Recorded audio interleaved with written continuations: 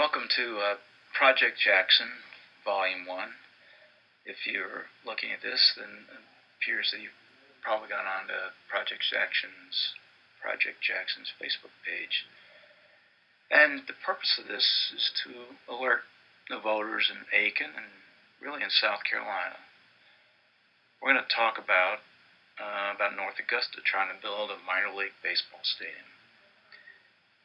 This is the overview. If you look through all volumes that are on our Facebook, this is going to be a cautionary tale, and it's going to be about how the local governments, in this case it is the city of North Augusta and the county of Aiken and the school board district in Aiken County, and how they like to run roughshod over the voters.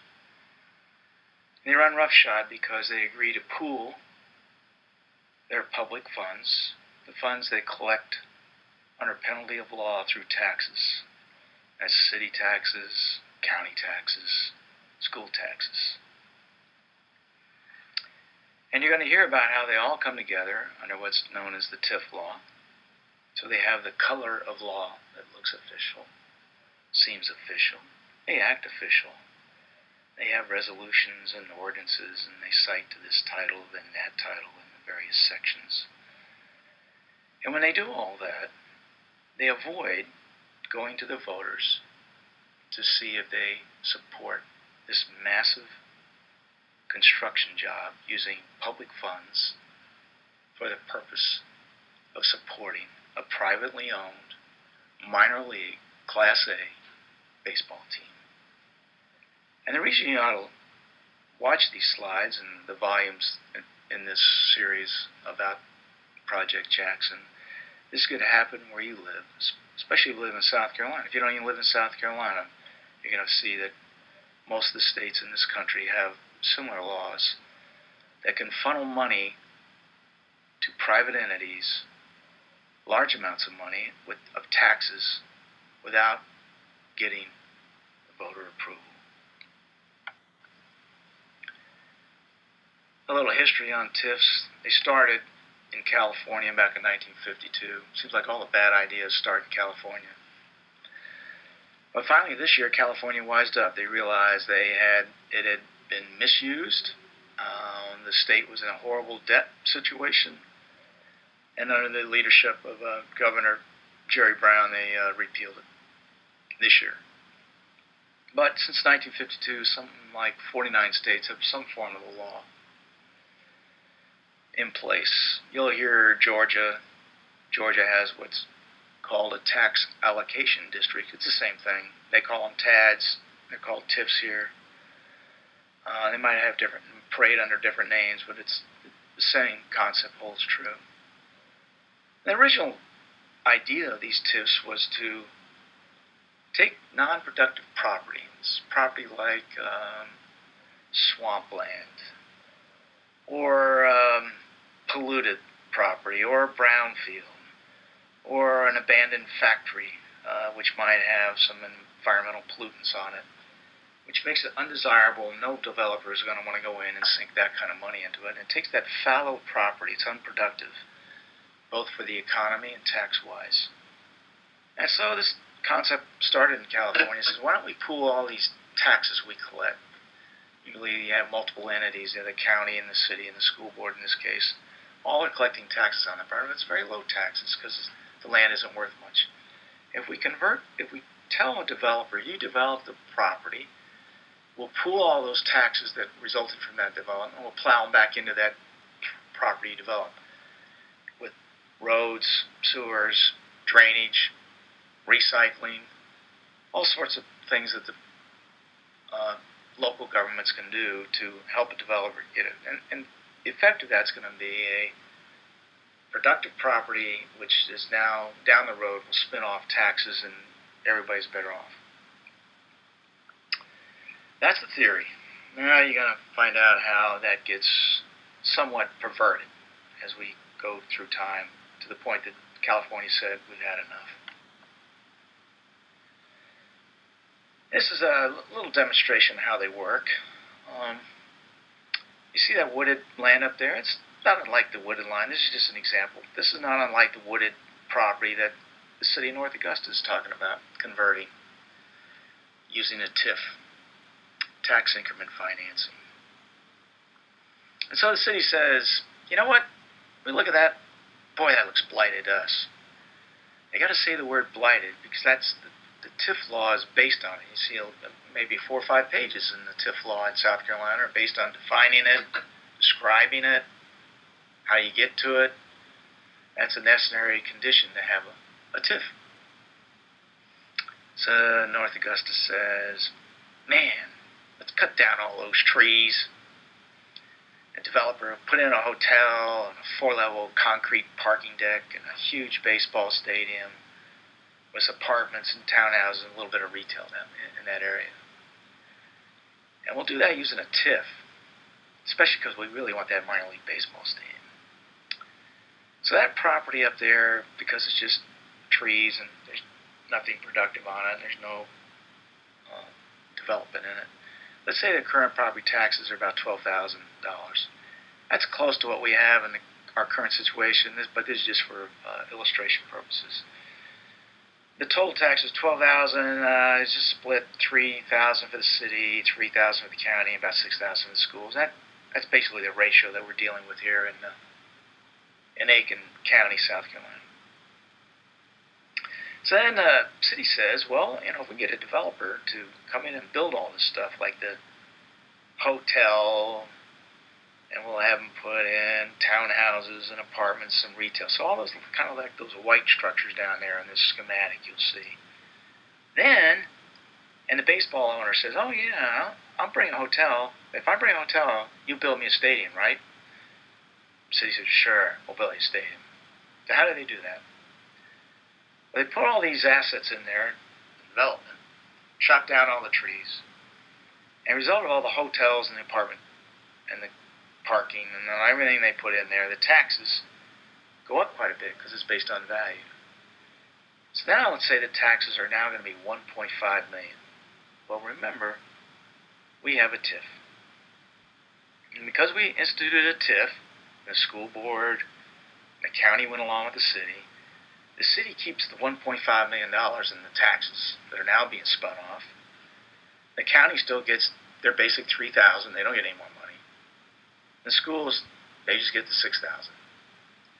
And all that money goes to the city. Why? They got to pay for the stadium, they got to pay for a parking deck, and they want a little conference facility inside the hotel.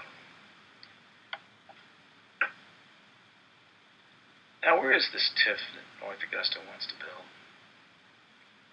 Or put the baseball stadium in? Well, if you look, part of the slide on the left-hand side of the slide, you got a Google map view. And you can see in that map view, basically that's north of the river is the city of North Augusta. South of that is the city of Augusta, Georgia. It's the Savannah River running through there. And we've marked there a little rectangle is the area. It's about 25 acres. That's where this, quote, Project Jackson, the hotel, parking, apartments, condos, retail, they're going to load it up down there. And that's all because they want to move the Green Jackets, the local minor league Class A team, wants to move from their current location, which you can see there on the map, to this new location. Of course, they don't want to pay for the stadium. They want somebody else to build the stadium. And, of course, they want it on the river, even though they don't have any skin in the game. And North Augusta said, oh, yeah, we're happy to do that because this is economic development. And because they're using the TIF law, and they only have to talk among themselves, they don't need to go to the voters. Everybody's happy. Now, on the right-hand side is a straight view of that same area, a little bit more condensed. And then you see that project. That's the 25 acres, that yellow rectangle. You see a little development to the left of that, or west of the yellow rectangle. That's a little burg or community of Hammond's Ferry. It's part of North Augusta, but a little development there. That's one of the developers now wants to go in and do this project. he got together with the baseball team owner. The houses there in Hammond's Ferry, they're all relatively new, built post year 2000, 2001, somewhere in that vicinity. It's probably right now there's probably close to 150 to 200 housing units in there. The average housing unit maybe probably costs them around $400,000. There's some less than that. There's one house in there that sold for more than $1 million. To the right of that, you'll see it looks like a strip going parallel to the river. That's the River Club area. That's a housing development. It has about 80 to 85 houses in it. And the average house in there is about $400,000, maybe closer to $500,000. And just north of that, you'll see some little pond of water, and it looks like green.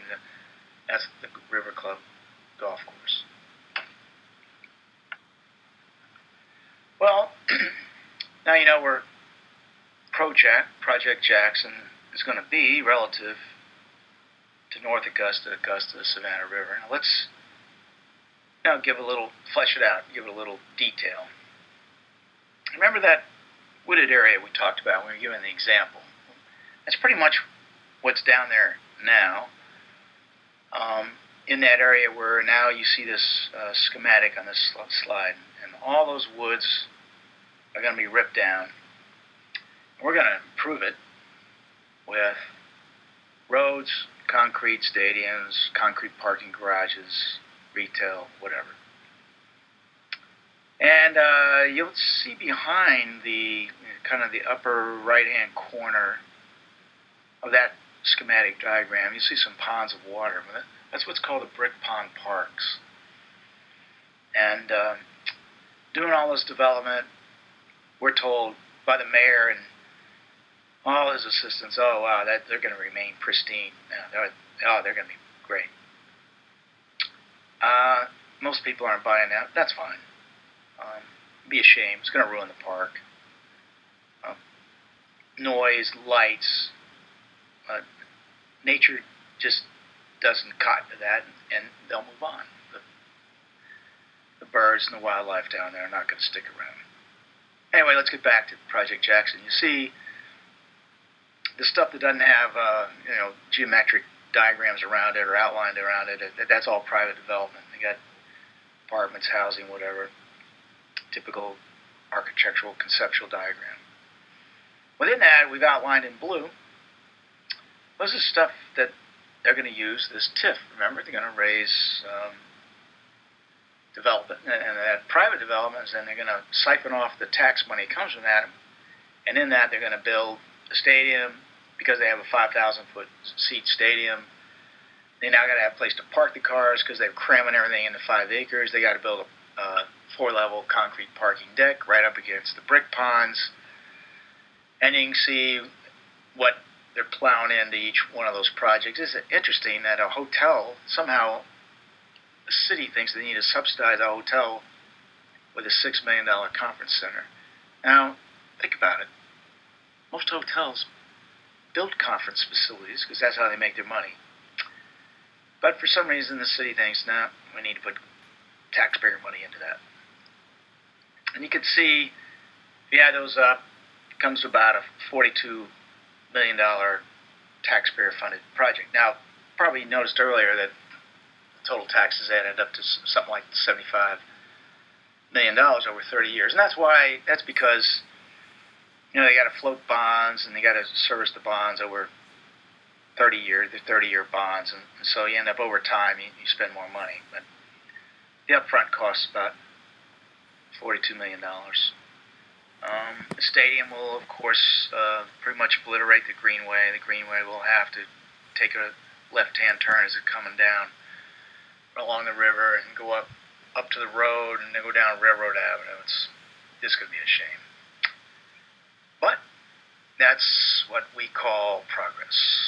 And that's what we want to do. And we don't want to ask the voters for anything.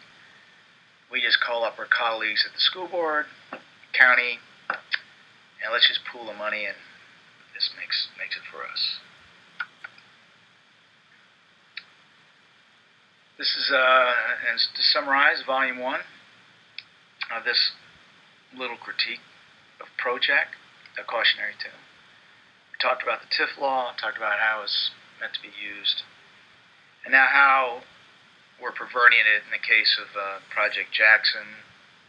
We're all sitting around telling each other how blighted the area is between two upscale residential neighborhoods, all for the sake of building a minor league baseball team. I hope you're interested in learning a little bit more about this, and if you are, I'd invite you to go on to Volume 2.